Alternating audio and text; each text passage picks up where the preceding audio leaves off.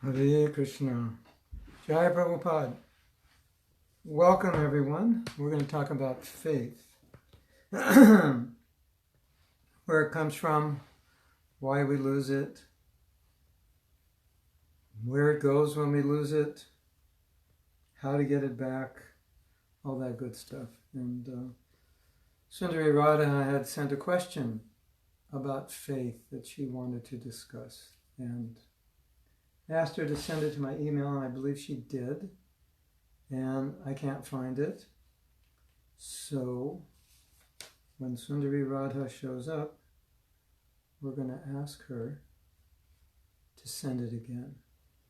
And I want to first begin this course on faith just by reading a few verses from the Gita about faith, because that'll kind of establish what Krishna means by faith. And I'm going to wait to talk a little bit until everyone gets here, because I want to say something that's quite interesting about faith. You may not understand it, and that's okay. Excuse me. Well, I guess I have to award all of you who've come on time with this amazing statement about faith. Sundari Radha, can you send me again what you want me to talk about? I know you sent it, but somehow or other I must have seen it on my phone, and I went to my computer and I don't see it, and I can't access it on my phone now because I'm talking on my phone. So if you can send me an email again. So it is described that faith is the effulgence or luster of Srimati Radharani. Faith is the luster of Radharani. Now, I wanted to read, anyway, we can meditate on that for a while. Whether we understand or not, that's another thing. But faith is transcendental, it's spiritual, it's part of the internal potency. And we can see that people who are not very spiritually evolved, their faith is not evolved also. So I want to read some verses on faith from the Gita, just to get us going.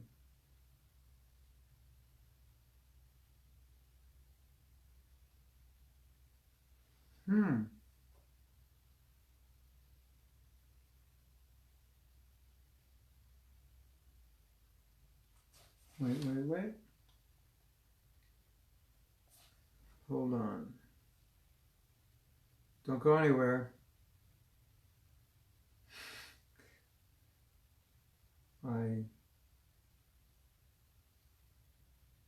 Let's see.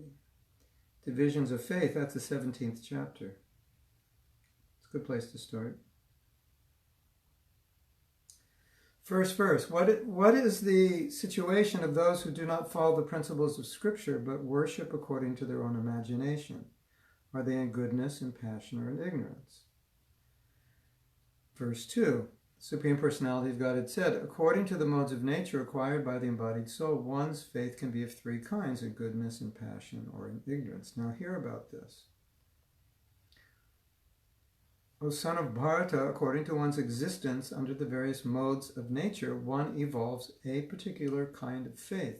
The living being is said to be of a particular faith according to the three modes acquired. So,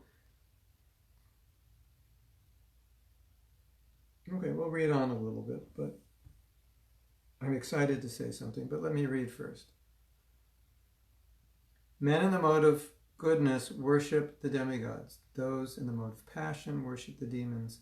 Those in the mode of ignorance worship ghosts and spirits. So that's a kind of faith in relation to worship. My email, it doesn't always come when you send it, so I'm still waiting.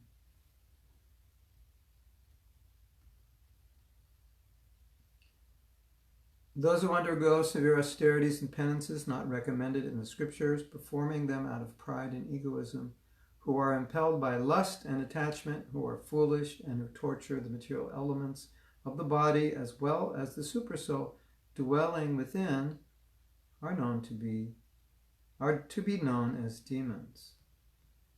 So they have faith in a very low kind of austerity, you could say, a kind of demoniac austerity.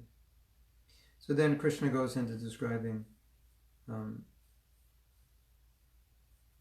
that according, people prefer different kinds of food, different kinds of sacrifices, austerity, charity, and then he goes on explaining. So faith is kind of a broad issue, but so the first point I want to make is to make it clear that and I don't have, it hasn't come up yet, Sundari Radha. Did you send it to my AOL account? Let me see what,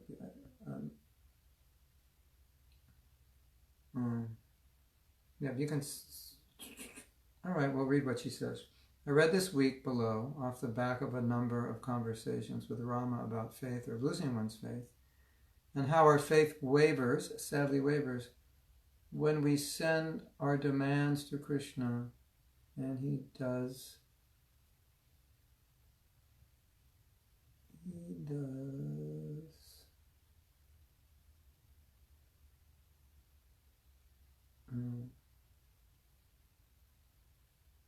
We send our demands to Krishna and he does not comply, we can lose faith. Krishna, you have not complied. That's a heavy word. You have not complied with my demands. Krishna, you have not complied with my demands. I don't believe in you anymore. And he does not comply, we can lose faith. Whereas he never decreases faith in us, and we are forever not following in many things he does not demand. Means we're doing things he doesn't want. Not following in many things he does not demand anything of us, and is forever patient and tolerant. I was thinking maybe we can do a class on becoming aware of our demands, conscious and unconscious, and what are the impacts of this mentality. Oh, so it's a little bit different than faith. Well, faith is, yeah, okay. Okay, I got it. It's right here. You thought email was sent instantly. Well, now you're seeing how long that took.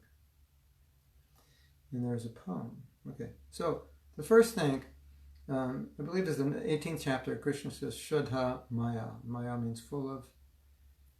Shraddha Maya, and Shraddha means to put your trust in something, as opposed to just accepting something or believing in it superficially. Like you may believe, it's good to eat salad, but you don't eat salad.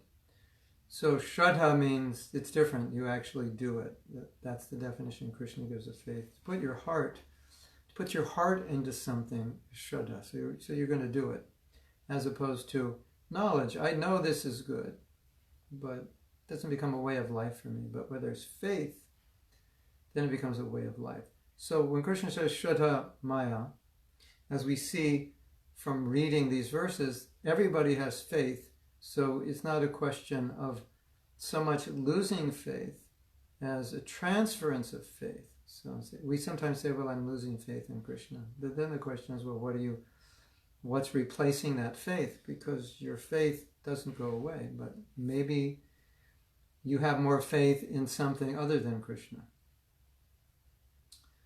Okay, now you give the example that we ask Krishna for something and then we don't get it. Okay, so what's that all about? And so you said, so we lose faith because we don't get it. Okay, so then if we're losing faith, what's taking away that faith? In other words, what's replacing that faith? So maybe you have faith, well, I need to get it myself. I need to get it myself, right? So, I don't need Krishna, I just need my own power. So now I have faith in my own power. A lot of people have faith in their own power. Roll up your sleeves and get it done. So the question is, if you're losing your faith in Krishna, what are you going to put it in? Where are you going to place it? And we would say, okay, generally you're going to place it in something that's not eternal, and it ultimately can't solve the problem. So I think it's important to know when faith is waning, we should at least look and see, is it transferring? In other words, I'm taking money out of this account and I'm putting it into another account. Something like that. So I'm taking my faith out of the Krishna account and putting it in some other account. So yes, my faith in Krishna is waning, but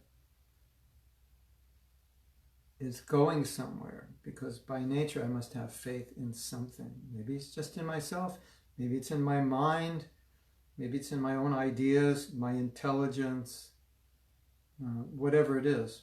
But generally you see amongst atheists and agnostics, they have a lot of faith in their own intelligence.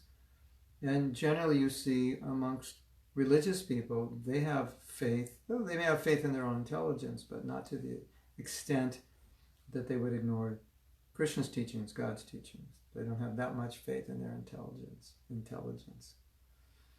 So they have most faith in Krishna's guidance, intelligence. So now Sundari Radha is saying,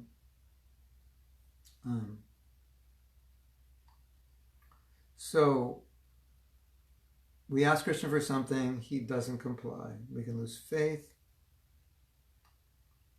although he has faith in us, or he's not demanding anything from us, we're demanding from him. He's patient and tolerant with us. Okay, so I think there's two things that you're talking about here. One is faith, and one is consciousness of what we're asking Krishna and what's right and what's wrong. So,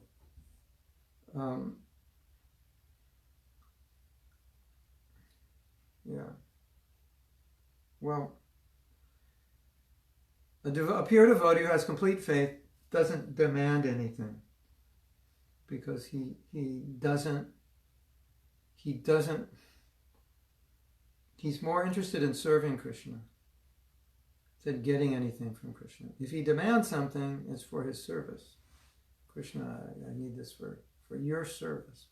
But for myself, I don't want to engage you in serving me.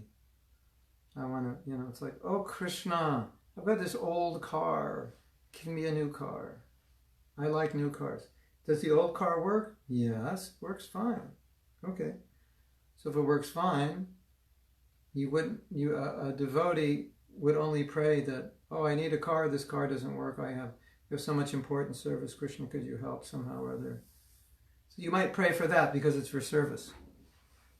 But as far as for your own needs, you wouldn't pray. It's just not the mood of a devotee. Okay, we're trying to become devotees. Yes, we're not there yet, but at least we're supposed to understand what there is, because we're trying to go there. So what is there? What is there that we're trying to reach? That point we're trying to reach is where we don't ask. Now, someone might say, well, you have to be real, and sometimes you may be in a predicament and you ask Krishna for help, and yes, that's true. And so you have to be real according to your needs. But at the same time, there should be a reluctance if I'm asking anything personal. Only I should ask something personal if it can help my devotional service. I have to do something with that window shade, or I have to move over.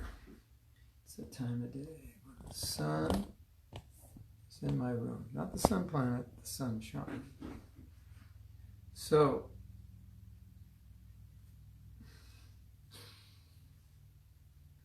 there's this quote of what Prabhupada said. I can't remember exactly what he said, but it was basically expressing the mood of a devotee, that he's not even concerned with personally associating with Krishna. He's concerned with serving. That's what he's concerned with. He just wants to serve. So that's because there's love. Okay. So now Sundari Radha is saying, the way it's written, I'm getting confused, and I'm trying to get succinctly. If I'm not getting what you're asking, then just let me know. Becoming aware of our demands, conscious and unconscious, and what the impacts of this mentality and behavior. Yeah, okay. So I think the context of looking at this question is, what if the mood is also praying for your service, but the mentality is still loose faith because needs are not being met for that service? This was the point of our discussion. Well, maybe Krishna wants you to continue with what you have for the time being, and he feels that's best for you. Or maybe you asked for the wrong thing, and it wasn't the right thing to ask for.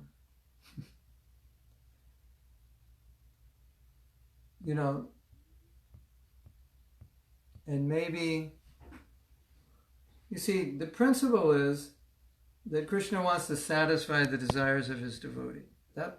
That's the principle. That's stated clearly in Shastra. So then it becomes confusing that, well, if that's the principle, why isn't Krishna satisfying my desires? And the answer is, when you're ready, he'll satisfy them. He wants to satisfy them. Even the material desires Krishna wants to satisfy, but he generally won't satisfy those material desires until you don't have them any longer. Or if you can utilize them in a way that would push you forward in your service, then he'll satisfy them.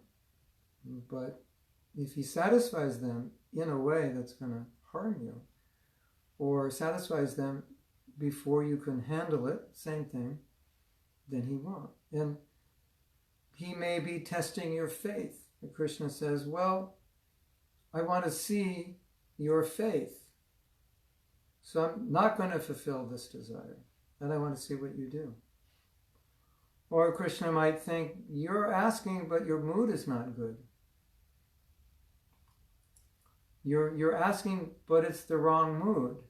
And I don't want to fulfill it until you get in the right mood. So the actual mood, like maybe you know this, but when Prabhupada was very sick, we asked him, can we pray for you? So he said yes. We said, can we pray that you become cured? And he said yes, but you have to say, as part of the prayer to Krishna, if you so desire. He made us say that because he didn't want to force Krishna to cure him. So, my dear Lord Krishna, if you so desire, please cure Srila Prabhupada. That was the prayer. We said that every morning after Mangalarti or after Guru Puja. Every temple in ISKCON said that. My dear Lord, if you so desire, please cure Srila Prabhupada. So Prabhupada told us that he didn't want to make any demands of Krishna. So if you pray for something and say, Krishna, I need this for my service, I don't have this, it would really be nice to have this, if you so desire, if that's your will. And so sometimes Krishna just wants us to be detached, because maybe there's some ego in there, and you're thinking, oh, I just want to do this because then our preaching would be successful. But maybe Krishna sees something you don't see. Like, if that happens, you'll start to become a little puffed up, like, oh, I did this. And even the Prabhupada disciples didn't do this. Or people will appreciate me, or whatever. And you may not be entirely aware of that, and Krishna's aware of that. And so Krishna just wants you to no, back off. Back off and just do this because this service, just think about the people you can serve and just do it for that reason. It shouldn't be any other motive. It's just about helping people. I had this experience in the last year. We're working on a project, and I have many courses I want to get done online. It's not to become famous. It's not to become rich. It's not to control anybody. But it's to enhance my service, so I wouldn't have to go so many places to teach, and plus, even if I go and teach there, there's so many other courses I could put online, plus the people who take my courses could take the same course online. It just seems to be a great way to deal with all the courses I've created, get them online and then make them accessible and then translate them into various languages. So my whole motive was, it's not about me being online, being famous. It's not about, hey, will this be a good way to make money? I'll have all these courses and people will pay for them, and then I can build a swimming pool in my backyard. It was just I wanted to get it out. And I told another devotee, and I was very, it was very like, well, if it happens, it happens. It's like Krishna, you can make it happen if you want. And so that was my mood. And then during that time, I had read this statement by Prabhupada where he said to a devotee that don't be fruitive in preaching. Don't try to be focused on results. Try to be focused on pleasing Krishna. Krishna's pleased, he can give you results. So I thought, well, this would be pleasing to the devotees and therefore pleasing to Krishna if we could get so many courses online. Not only my courses, but everybody's courses. And so one thing led to another, and it just kept getting much, much bigger than I had imagined, and more people involved. And we just had a conversation. For those of you who were listening to my morning class, I had to stop. I had another conversation about it. And we've been meeting every week about this, and we've connected now with the ISKCON Ministry of Education. They want to work with us, and other ISKCON projects want to work with us. And it's like so many people are involved now.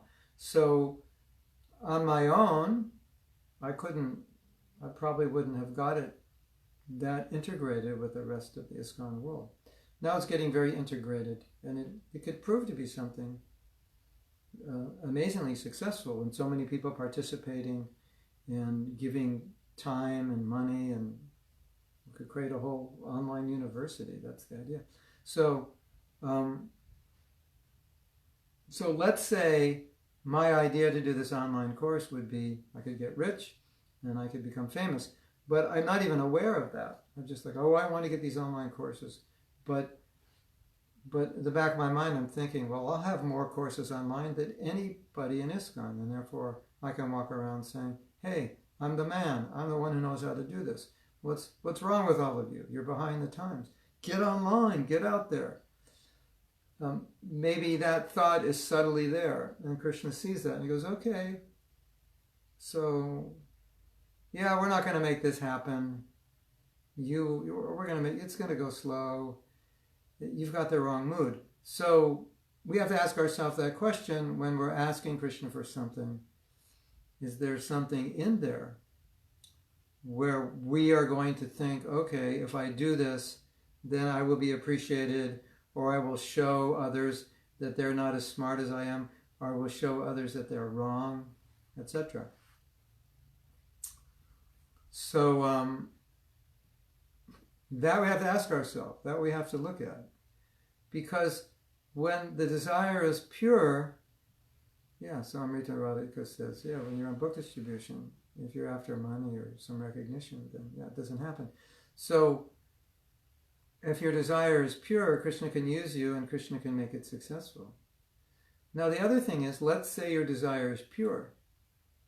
There's another thing that might happen that Krishna knows that you don't know, which is when you become successful, even though your motive was pure and you were not proud and you're not thinking, I'm doing this to become proud, but you will become proud when you're successful. And Krishna knows that. Krishna's like, we'll take it slow. Not yet. Not yet. Or another thing that Krishna might be thinking is that, well, the thing you want, you're approaching it in the wrong way. And if you approached it in the right way, you would already have it. You wouldn't even have to pray for me. It would have happened. But you're not doing it in the right way. So by me not giving it to you, it's like I'm asking you to figure out, can you actually do it yourself? Can you go about it a better way? It's like you want to start a business, right? And so you ask your father for $100,000. And your father looks at the business and he says, no, I'll give you $1,000. Because he sees the way you're working it, it's not going well. And he's thinking, if you can make something happen with $1,000, then that means you have figured out how to run this business. Then I'll give you the 100,000. So Krishna might be doing that and saying, you're saying I want this, but Krishna's saying, no. First, you're going about it in the wrong way. And the reason you want this is because you're not doing it properly. And I will send you when first you become more qualified. So Krishna might be saying, no, I'm not going to give this now. I want you to use your intelligence and abilities to make something happen first. So that's something to consider, because sometimes asking Krishna for help, which is good if it's done in a proper way, could also be a cop-out, that I'm just not doing what I need to do. So Prabhupada asked Krishna for help to do something which seemed impossible. But at the same time, he worked to make it possible. So, but you may be asking Krishna for help to do something that's not impossible. It's just you don't know how to do it. And so Krishna, help me. And Krishna might be saying, why don't you ask somebody who knows how to do this first before you ask for my help? Like, why don't you study how this is done and get it going and do it before asking? So he might be sending that message. Of course, we can't hear it, but we have to try to see. Is that what Krishna wants? Is it that he's looking, oh, Krishna, save me from this bad relationship? But Krishna's saying, but you created the bad relationship. So you want me to save you? And then you go create another bad one. Why don't you learn how to create a good relationship? So, Krishna, please help me. It's also, you could be asking, Krishna, please help me understand how to do this. Or, Krishna, I've created this bad relationship. Please help me understand how to make it better. Not Krishna, make him better or just change the relationship. But give me the ability, the intelligence, whatever is required to make this relationship work. See the difference? So like sometimes we say, Krishna, please change the situation, where another devotee might pray, Krishna, give me the strength to deal with this situation.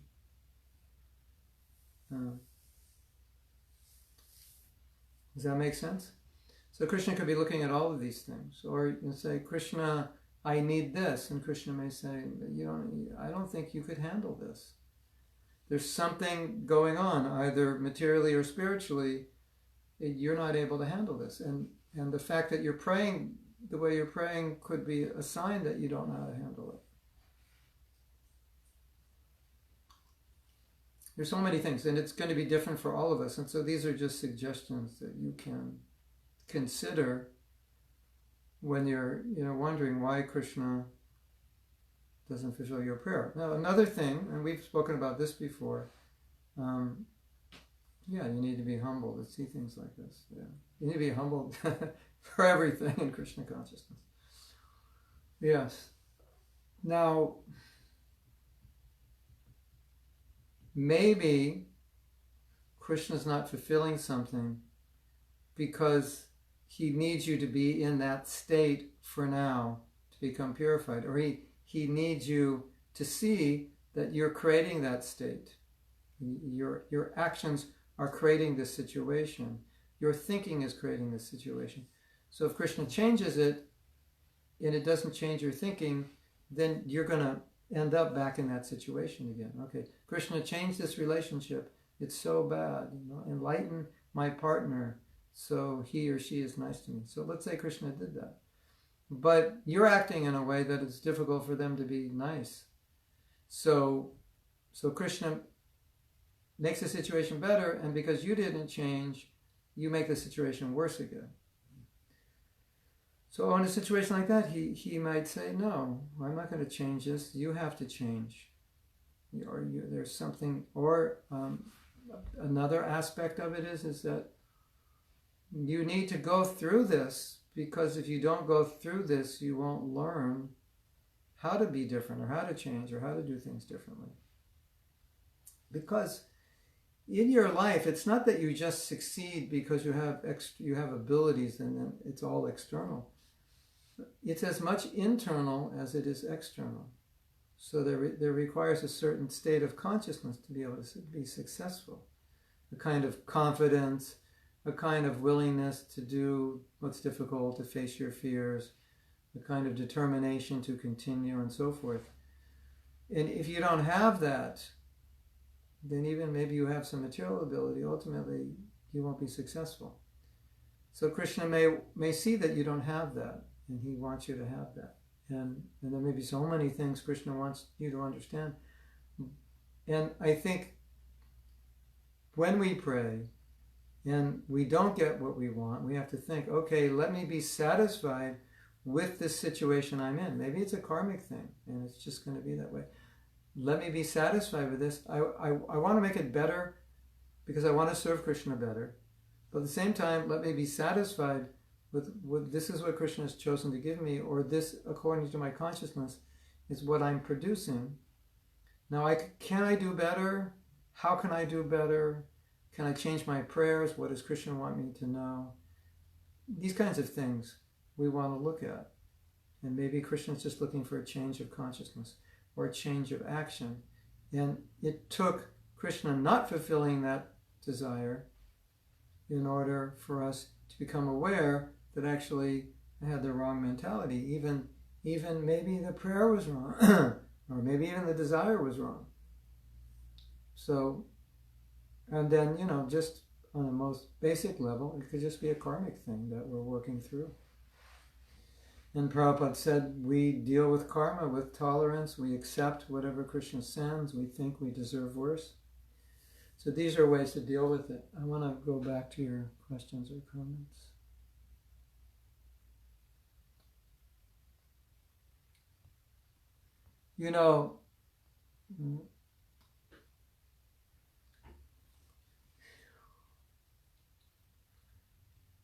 I think it's important to understand that sometimes when we complain about life, it's kind of like we're prisoners complaining about prison food. We're prisoners complaining about the facilities in our jail cell.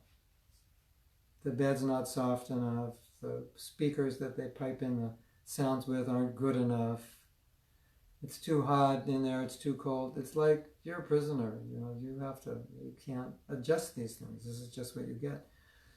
So I think our expectations here in this world sometimes are too great. Now, the funny thing is, if we look at our lives compared to the lives of people who lived a few hundred years earlier, our lives are pretty easy.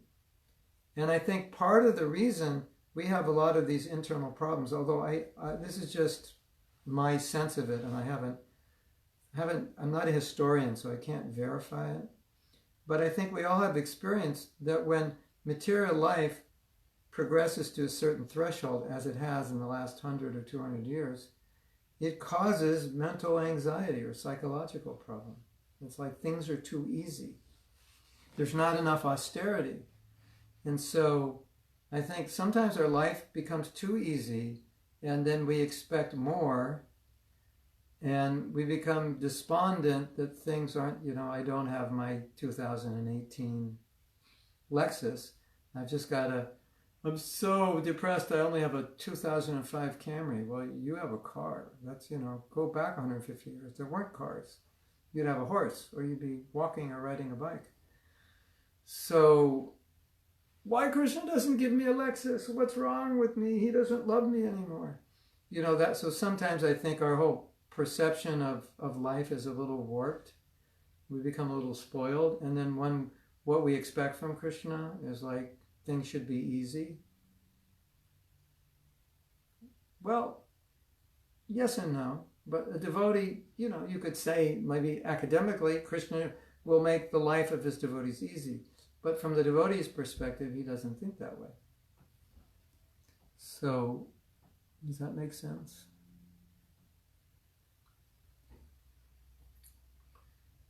Krishna, I want this. Why do I want this? Because I want to have a swimming pool in my backyard.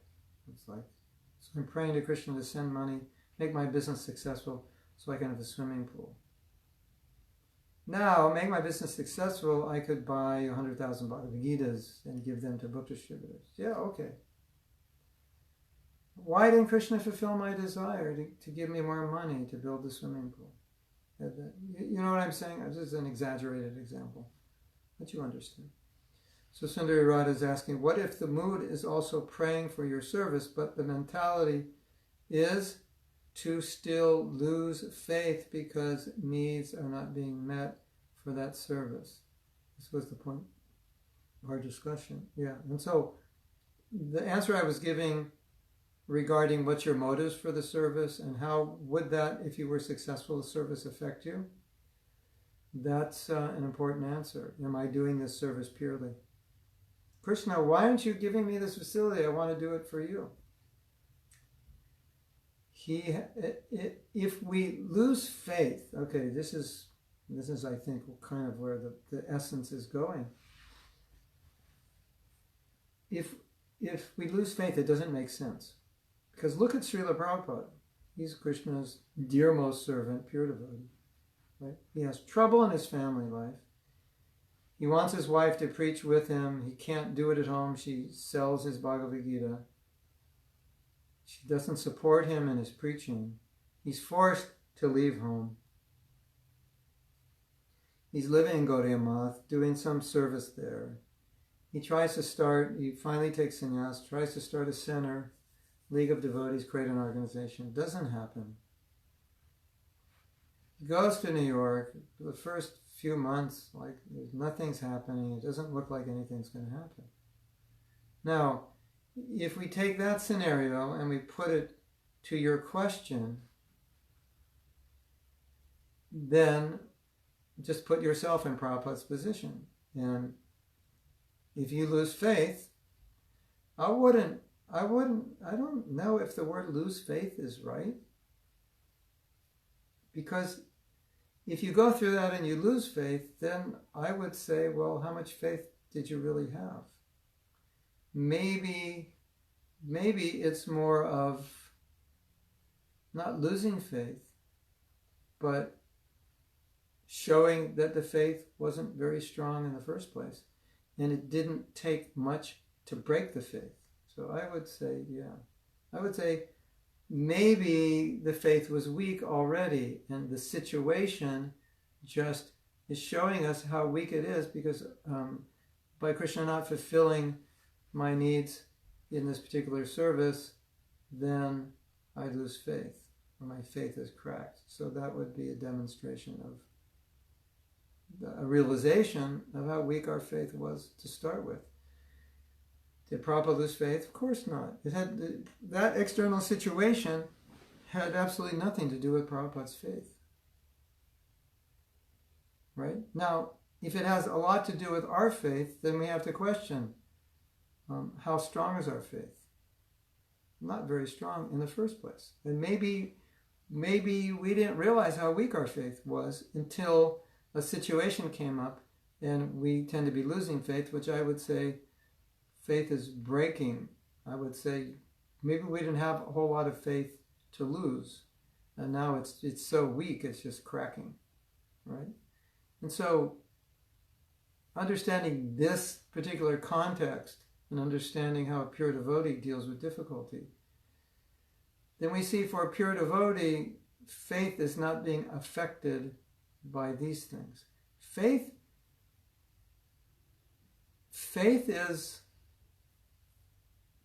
evolves as you advance in Krishna consciousness. It doesn't evolve so much because of situations. Oh, somebody,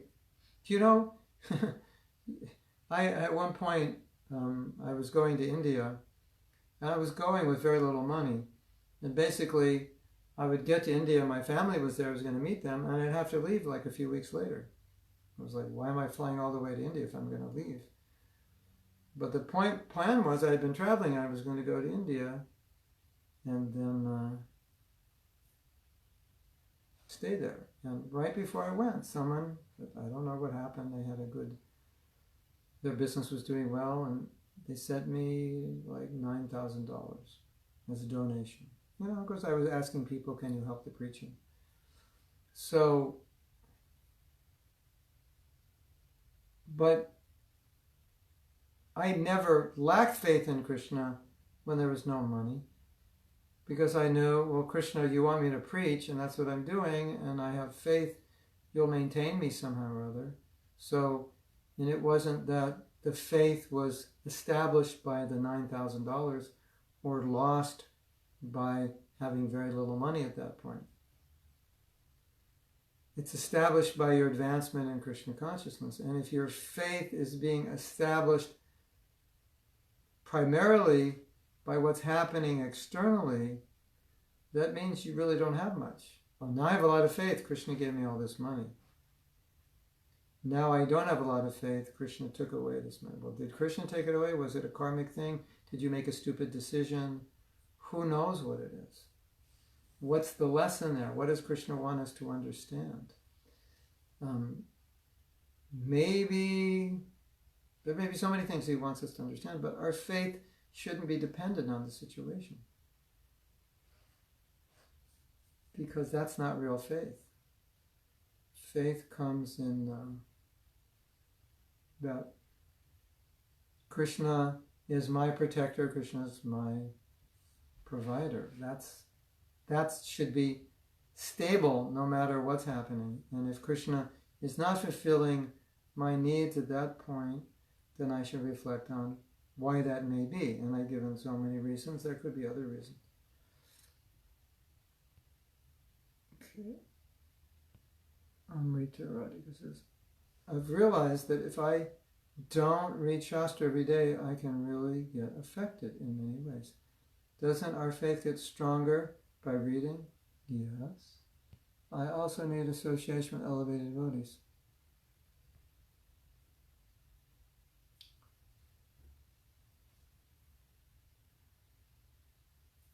Elevated constantly. I feel I'm so weak that without reading and devotee association, faith is not strong. Yeah, but the point is, your faith isn't strong, is you're a younger devotee. And as you advance, it becomes stronger. So what you're saying, this makes the point that I was saying. Faith, of course, you see, you'll get in good association and it'll seem like your faith is stronger. You'll read a lot and it'll seem like your faith is stronger. But if your faith is stronger, even in bad association, it will stay strong. So your faith is getting nourished, but we're talking about permanent state of faith, and that is going to strengthen as you advance in Krishna consciousness. So yeah, reading and association will strengthen your faith. It'll also help you advance to permanently evolve your faith. So what we get from reading, what we get from chanting good rounds, what we get from associating with devotees, it's very powerful. But we also have our level. So I may be experiencing lots and lots of faith today, but what is my standard of faith overall? So that's another thing, right? So, but what I would say is that association, that hearing, that's maintaining the weak faith you have. There's a word for it. In Bengali, the word is komala. Komala means weak. Komala shraddha. Now that in the beginning, our faith is weak, and it can get very much strengthened or weakened by association. So therefore we say, we need association. We need association in all stages of bhakti. But in the beginning, because faith is weak, we need association. We need to hear to strengthen it. So yeah, that's the beginning. Faith is weak and it can get disrupted. Somebody could come find some fault with Krishna consciousness, defeat some aspect of our philosophy, and then you don't know how to respond to it, and then you lose faith. Oh, maybe what he said was true. So as you progress in devotional service, your knowledge will help you increase your faith. Your association will help you increase your faith. And these discussions we're having now, they give us some way to calculate where we stand in terms of faith. So if things don't go well, can you accept that and say, okay, this is what Krishna wants right now. For some reason, this is how it's happening. Or maybe sometimes we need to leave Krishna out of the equation, as I was saying, and maybe just look at it and go, this is the mess. This mess I'm in, I created. It has nothing to do with Krishna. Why didn't you give me this or that? And because Krishna says, because you created a mess.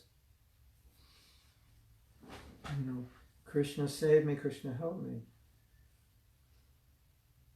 But I created the mess. Krishna, give me intelligence how to serve you. That's the idea. But if we create the mess, and then we pray to Krishna to get us out of the mess, Krishna might say, it's like I give an example. You go to the deities and say, my dear Lord, my health is bad, please help. Okay. I want to serve you, please cure me. Okay. If you so desire. And if you could hear Krishna speaking, Krishna might say, stop eating the sugar, stop eating the white flour, stop eating 3 meals a day, get up earlier, take a cold bath in the morning, do yoga every day. So you're not doing any of that, you're just doing everything that makes you sick, and you're praying to Krishna, Krishna, please make me healthy, and you keep getting sicker because of your diet and the lack of exercise. And you're thinking, I'm losing faith in Krishna, I'm praying every day for health, I'm just getting sicker. So I think sometimes it's like that. Like, why would you lose faith in Krishna if you drive down the wrong side of the road and a car crashes into you? Oh, Krishna, please save me. It doesn't make sense. So Prabhupada said, you don't want to try to fight with natural law. Let me jump off the building. Krishna, please save me. Krishna, stop all the gravity in the universe. Why I jump out of the building? Now, these things could happen. You could get in a fight with somebody and they push you out of the window, and your shirt gets caught, then you're hanging and dangling, and the fire department comes and gets you. Yeah, Krishna can do that. Or you fall down and you end up falling on the shoulders of somebody, right? And that saves you. These things happen, of course. But generally, we can't entirely depend on that. And we can't, Krishna, why didn't you save me? Because you got pushed out of the 10th floor and there's gravity and you hit the ground and you have a material body. So it's like, don't try to defy the laws of gravity, defy the laws of nature and pray to Krishna and then get upset and lose faith that Krishna, Krishna, why didn't you cure me? Because all you eat is potatoes and butter. That's why, if you want me to cure you, you got to do something different, something like that. You understand what I'm saying? So Krishna Karshani says, what about the statement of Shastra, we should approach to Krishna if we have desires or are free of desires? Or it says you should desire liberation. We should approach Krishna. What you're saying, I understand that we have as devotees no right to approach Krishna. Yeah. That verse is not for devotees. That verse is for people in general. The point that Prabhupada makes in that verse is, don't go to the demigods, go to Krishna. At least if you ask something from Krishna, at least you're in Krishna's world now. And then Prabhupada said, Krishna will satisfy that person, and then the person will want to worship Krishna because they're satisfied by Krishna. But for us, you're saying we shouldn't approach Krishna with material desire. Another way of saying this, we shouldn't have any material desire in the first place to approach him with. So let's take it even a step lower. Okay, then you say, yeah, but I have those desires. Yeah, and Krishna says, yeah. So we should fulfill those desires in a way that they go away. That's the idea. We want to purify those desires, right? So, it's like getting married. You're a brahmachari, and the brahmacharis are saying, yeah, when you get married, it's just downhill from there. So complicated, and you have to support a family. Now you're just doing book distribution. You have nothing else to worry about. What a life, right? And you're, as a brahmachari, you're thinking, yeah, what a life. All we have to do is distribute Prabhupada's books. We get to meet all kinds of nice people, interesting people. We get to travel. We get to have fun. It's so much fun distributing books, meeting people. And we have these brahmacharis we're living with, forging these really close relationships. And yeah, if I get married, the fun is over. So you're thinking like that as a brahmachari. But gradually, as you get older, you're starting to feel the need for companionship with the opposite sex, perhaps the need for privacy, the need, you've given up something, like maybe it was photography or music or something. You're really feeling a need to get into that again. And being a grihasta would provide that independence, would provide the money and the time to do these other new services you want to do and fulfill that need for association with the opposite sex and having children and a family and all that, right? So you can take it in two ways. You can say, you can pray to Krishna, purify this desire, or I shouldn't have this desire. So if you think, well, I shouldn't have this desire, that in a sense it's strange because you have it. And it's probably not going to go away. So that's not the right way to think about it. You just think, I have this desire, so what do I do about it? How do I deal with this desire in a way I can become Krishna conscious? Just like you see over here, there's a door, right? And you see on the door, you know what it says? It says Sounds Divine Productions. That was the company I used to have that produced all my CDs. And in that, going behind that door, there is a recording studio. I built this recording studio here. This is something that I've always wanted to do. So my desire to do music, it's very strong. It's incredibly strong. And it's always there. And if someone is a good musician, to me, like good musicianship, beautiful singer, they can play instruments. To me, it's like chocolate ice cream, or ice cream with chocolate syrup and whipped cream and cherries and walnuts. It's just like, And I'm sure many of you are like that with either music or something. So it's not that desire is going to go. Krishna, Kadamba Kanana Swami, Lokanath Swami, they're musicians to the core, And so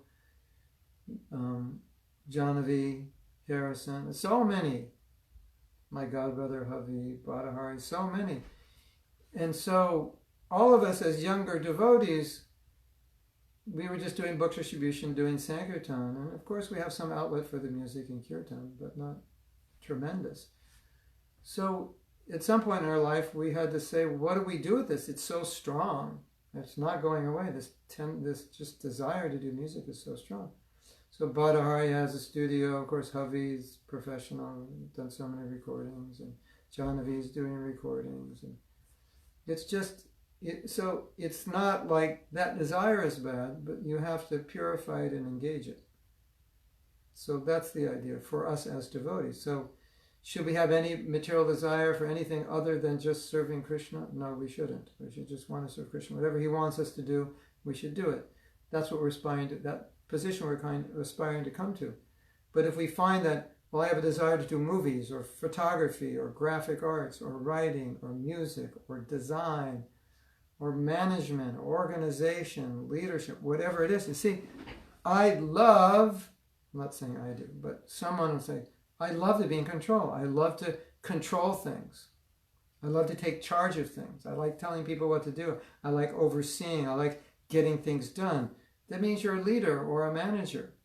Okay, so now you just have to purify that. You have to be able to do that without driving everybody crazy, without your ego bursting. And so you have to figure out, how can I employ that in Krishna service and do it in a way I become purified, do it as a servant, do it humbly, and so forth. So that's how you do it. So that's, for us, when we see material desire, we think, okay, how can I fulfill this?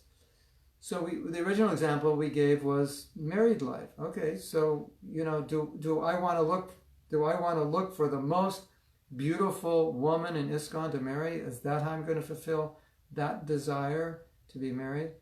Probably not a good idea. I want to look for that woman or man with whom I can develop a Krishna conscious relationship. That's my thinking. Okay, I have this desire. How can I utilize it, purified in a way that I will have only Krishna conscious in my family?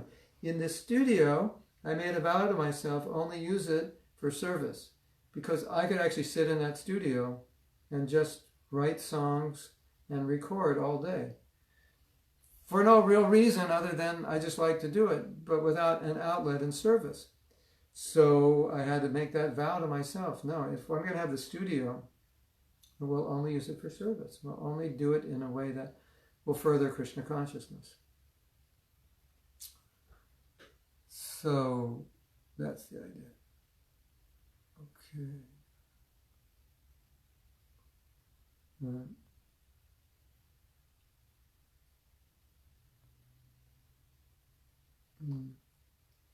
So the next one, Wilfred says, do one's duty even when one doesn't perceive it, that Krishna is complying. Yeah, well, that's what Prabhupada did. See, our faith is that if I serve sincerely year after year after year, and I want to serve Krishna in a certain way, that the more I become purified, the more Krishna is going to help me, because the more he helps, and if I'm purified, then I can utilize what he's giving. So Krishna's going to send more resources, but now I'm more purified so I can utilize it. I don't become proud. I don't build a swimming pool with all the money people are giving me. But I'm utilizing things solely to employ in Krishna service. So, if we're not getting exactly what we want when we want, then we can think maybe we're not ready yet, or maybe we're not sincerely praying enough, or the desire is not strong. There could be so many reasons. But to give up faith, that should not be the outcome of any of this. We should always think that Krishna, the lacking is on our part, obviously. And then we read this, on books you don't go out after money or recognition. And then when you're in that mood, you do well.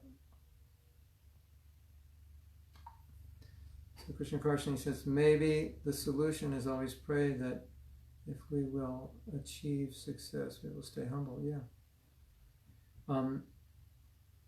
Yes, definitely. And really meditate on that.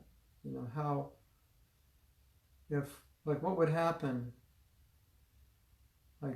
Let's say I did something and it was very, very successful and no one in ISKCON had ever done it before.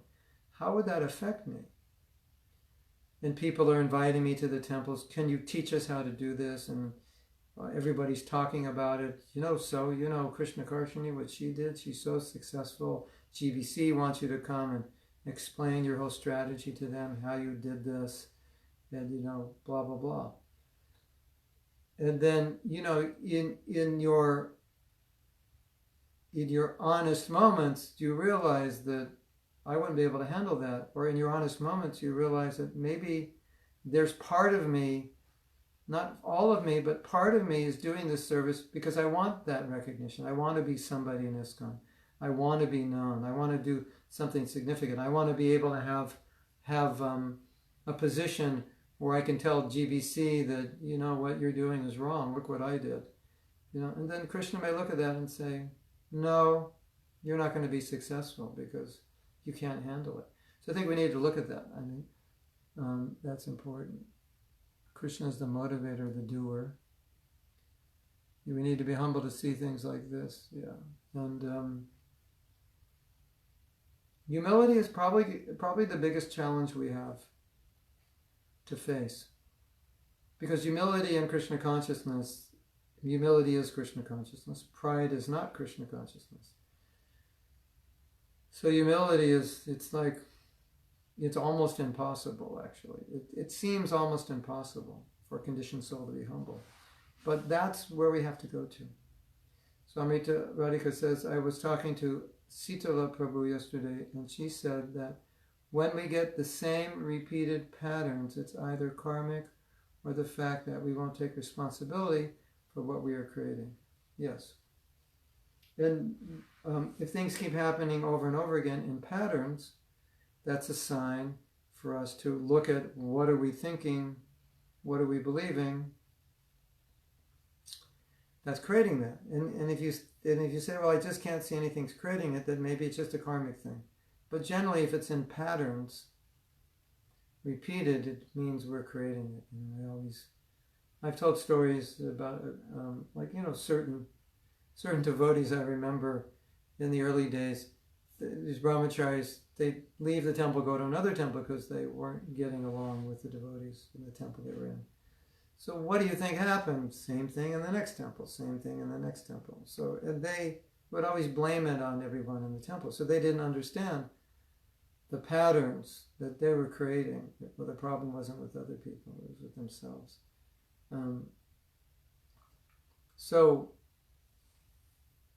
The responsibility philosophy that Sita was talking about is that whatever's happening, we create.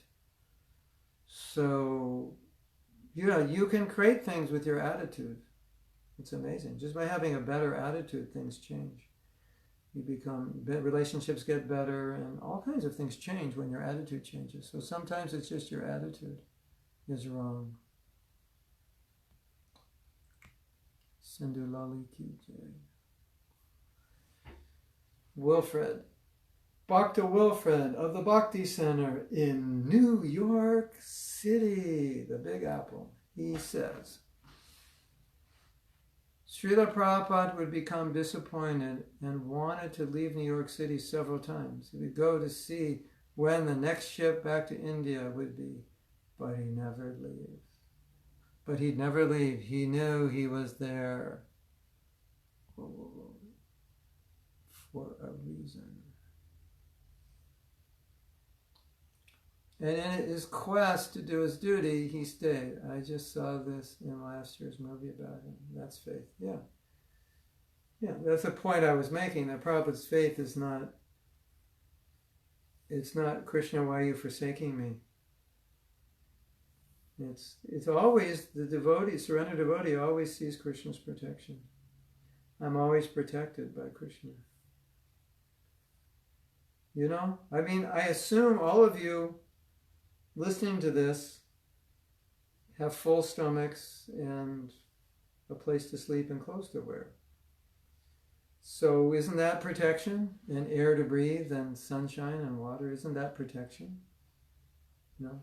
It's very rare you see someone becomes a devotee who doesn't have that. Usually we have too much prasadam, right? And too many clothes. I have too many clothes. 90% of my clothes, if not 100%, I didn't buy. I didn't buy this. I didn't buy this. I bought this. So many things I didn't buy. So isn't, and all the necessities I have. So isn't that proof? You have all the necessities, isn't that proof? So, in one sense, I'm losing faith in Krishna because he's not giving something. Well, what about all things he is giving? Why doesn't that strengthen your faith, right? So, sometimes you can look at faith in terms of, lack of. Sometimes you can look at faith as a lack of faith as an excuse. It can work in subtle ways. You can lose faith because it's like you want to be in Maya or something. You need a way to be in Maya. Where I'm stuck at the moment personally is what I have prayed for 2 years, for Sattva opportunity shows up somewhere else. with everything needed to help people. Facility mindset. I'm not losing faith.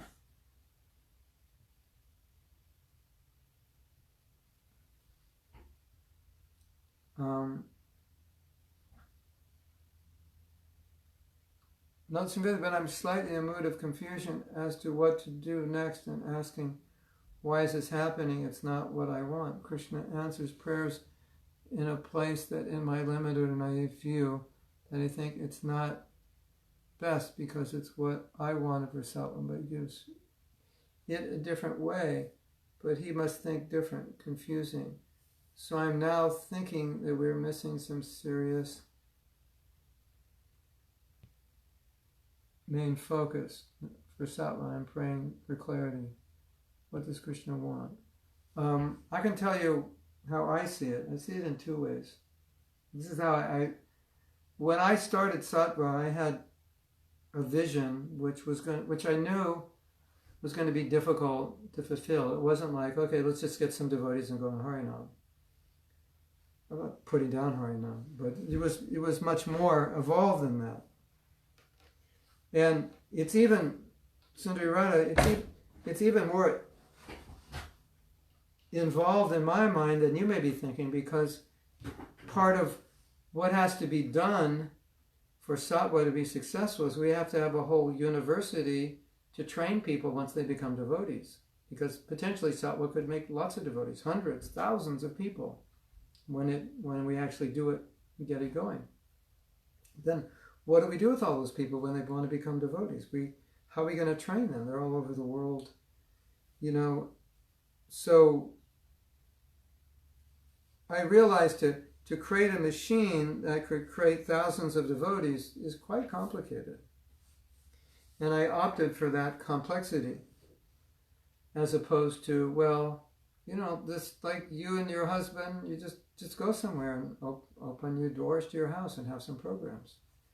And that's your preaching. And, whatever people come, and you just feed them and do kirtan, talk to them.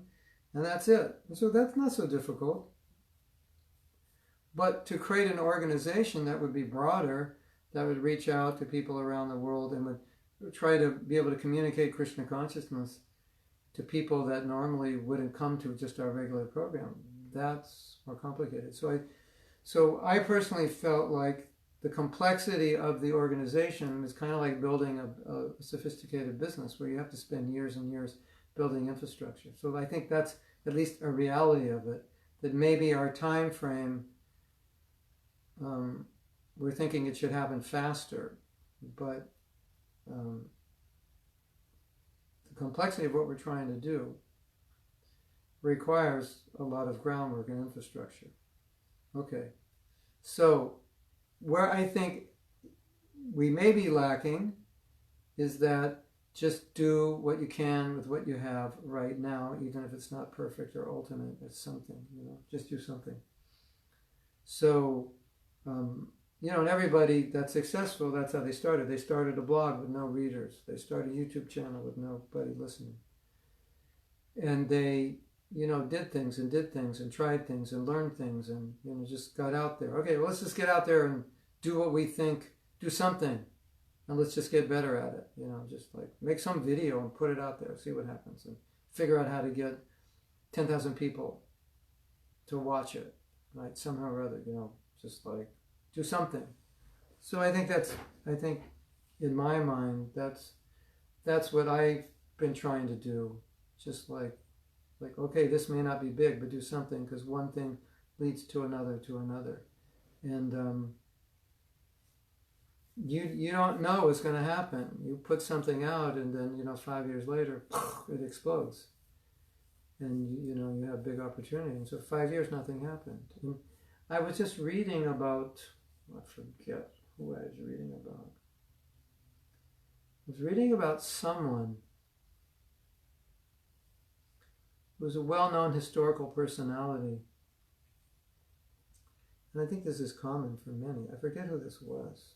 Could have been a teacher or a psychologist who was not famous in his lifetime. Nobody knew about him. He became famous after his lifetime. So sometimes, it might be we're trying to do something and then some 20-year-old kid comes along and goes, oh, I have this idea also, do it this way. And he, in 3 months, it just explodes. So, and it may be that Krishna's saying, no, we need more, we're not thinking properly about it. Or we need to be doing more and planning less and more action. Just, do what you can with what you can, what you have, and just get it out there and don't wait for it to be perfect. So there's so many things we're supposed to be thinking about. Or, maybe we're meant to open a brick and mortar center in Australia for Sattva and start, doing it that way. And, from there, gather people, and then people want to help, and all of a sudden you have 5-10 people helping you, and now it's going to happen. So these are things we have to think about. We can't give up, but maybe there's different ways of doing it. So I've been thinking about all these things all along, and my personal experience from traveling is just, no matter what plan I have, it's just like, whatever there's an opportunity, go. Or here's an opportunity, you can speak here. Or here's an opportunity to meet this person. Or this person wants to help, they're good at this. Okay, go. So even though you have a plan, you still go with what's real.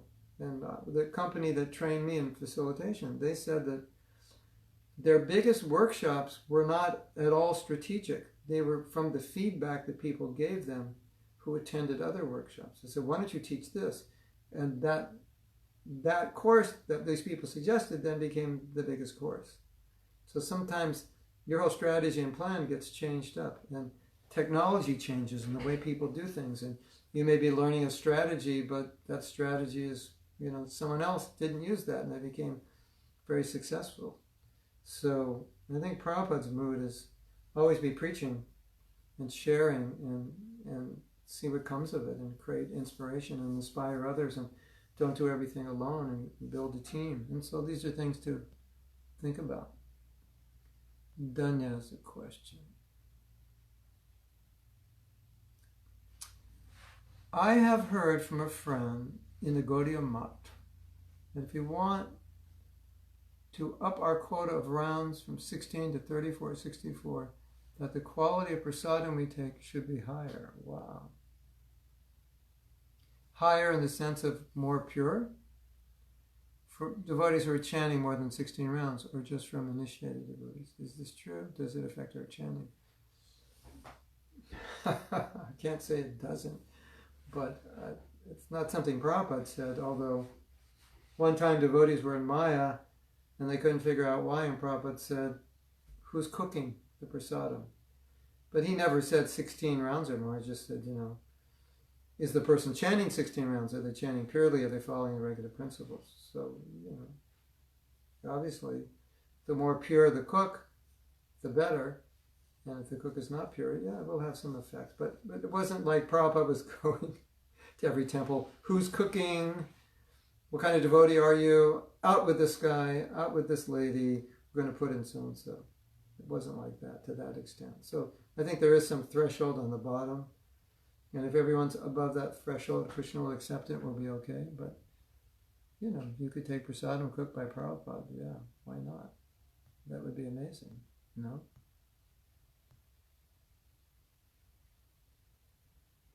Krishna Karshini says, when I am in trouble, and when Krishna helps me, and I see his hand, it's making my faith in him stronger, yes. Maybe it's a bit immature, but it makes me feel that he cares about me. Well, you could say also, no, I think that's normal. I think you could say Krishna is doing that to increase your faith. Right? So let's say I'm sincere and I want Krishna to help me become more Krishna conscious. So he might do that to increase my faith. And so Krishna's telling you, Krishna Karshini, okay, take the next step. I'll be there. I'll catch you. Have you ever seen this? You ever seen these exercises they do in companies where they want to teach people to have faith in their co-workers? So they fall back and all the co-workers are behind them. And they just say, close your eyes, fall back and we'll catch you. Right? It's an exercise. So it's like Krishna's like that. Right? So just fall back. So you fall back a little, he catches you and say, oh, I could fall back some more, he'll still catch me. Right? Time to move over again.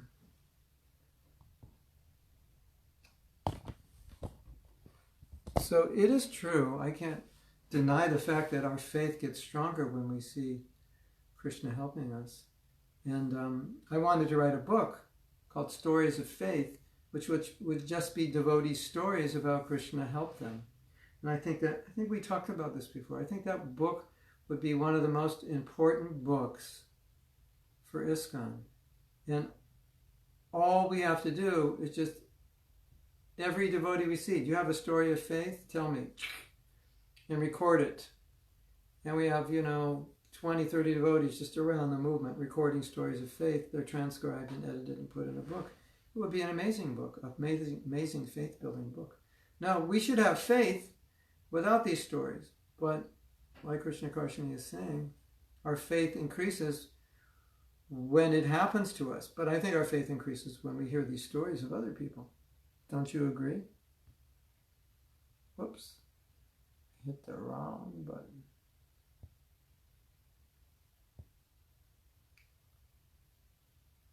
Okay. Sharman Bala, where do you live, Sharman?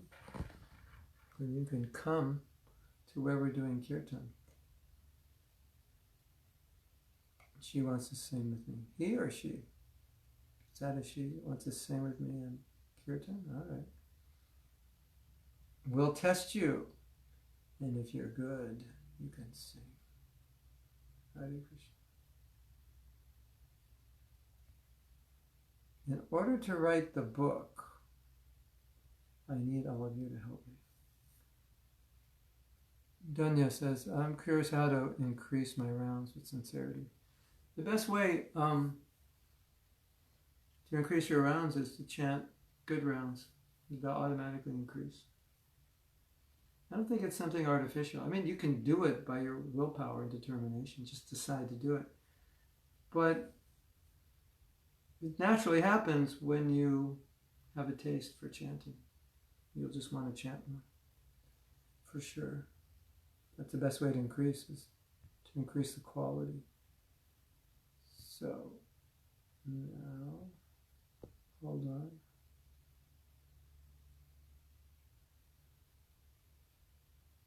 Cindy Radha says, Amrita and I were talking and she suggested this other opportunity in my training so I can learn how to get it right. But I'm still weirded out that it's literally showing up everywhere needed. I don't understand. Is there something before that? This other opportunity. Oh, it's my training that you're doing. So I can learn to get it right, but I'm still relentless. I'm not sure what you're saying. New Zealand. All right, well, you have to fly into Australia. I'll be there in March. Sharma's coming to Australia to sing.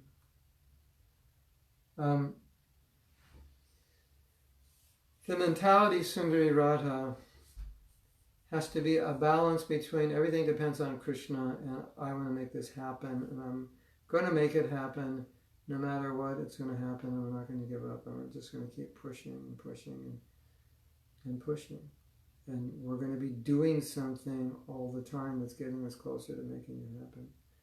And maybe, another thing is, maybe Krishna, the direction we're going in terms of what we want to teach and so forth, maybe Krishna's like, why do you want to teach that? What's the point?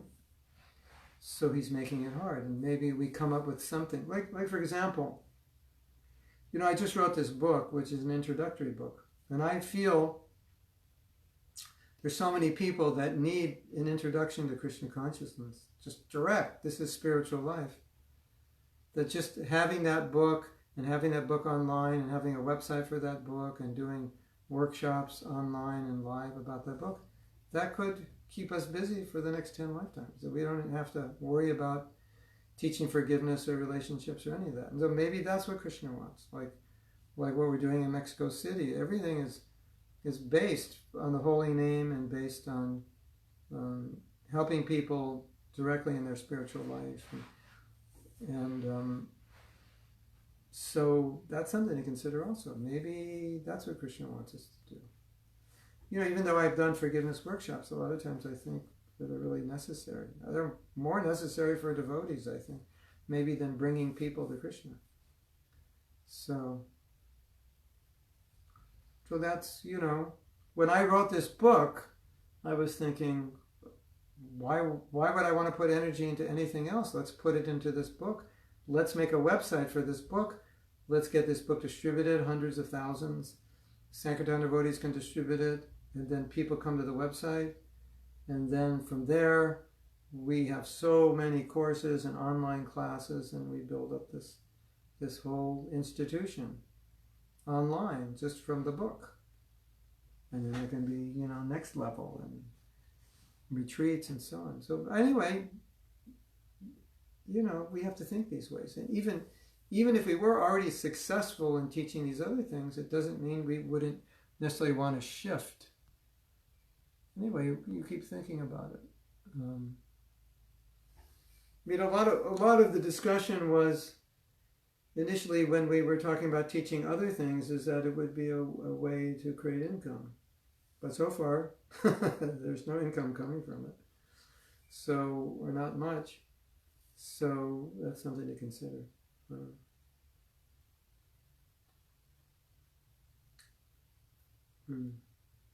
Yeah, Sattva Center it's happening. You know, it's like real live bodies. You know, you're dealing with in real time, live and in color. So that's also important, and as is online. Everything's important. So yeah, these are things to think about and see where your inspiration takes you. It will come in Krishna's time, if he wants it, if he approves of what we're doing. Please write this book. No, you guys have to write it. It doesn't require any writing. It's just recording and editing. Why don't you ask Sitala, see if she wants to do it? Tell her I have this idea, and it's like Chicken Soup of the Soul. It's just stories they got from people, and it's been edited by good writers, and so it's very readable, and these all very stories that make you feel like being a better person, more compassionate, and so forth. And the books are extremely successful. This book would be amazing. Why don't you see if she's interested?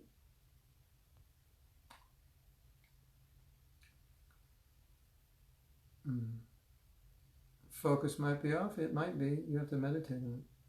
Krishna Village is a place that workshops can be run. Maybe start small. Yeah. Do something. Just do anything. Achieve success, time is needed, like my guru was working for success almost 30 years. Yeah, it's true. There's a thing I read also that when you start a business, it takes like 3 years to see any results. And a lot of people quit before the 3 years because they figure the business isn't working.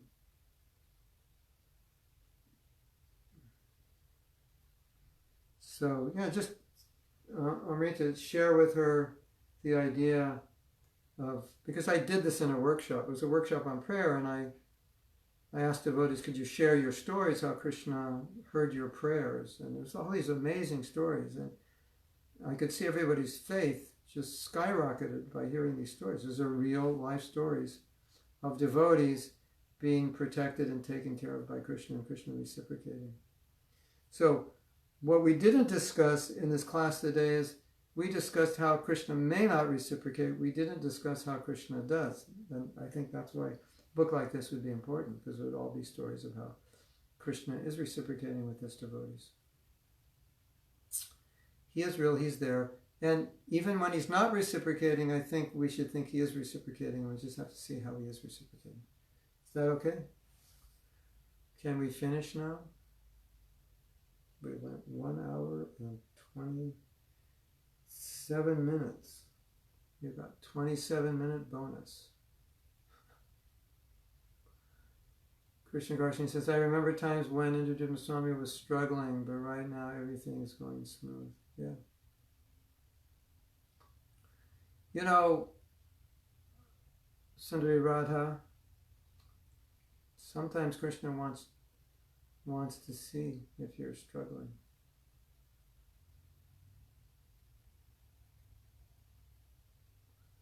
What you're going to do and how hard you'll struggle and so forth. So, you know, he might be thinking, Sundari Radha, next week it's all going to happen. It's going to break through. But will you give up before next week? Or the week after? Okay. Thank you very much. Srila Prabhupada Ki Jai. We'll see you, I guess, next Saturday. Next Saturday and Sunday. Then next Sunday I fly out in the evening. All glories to Prabhupada Ki Jai.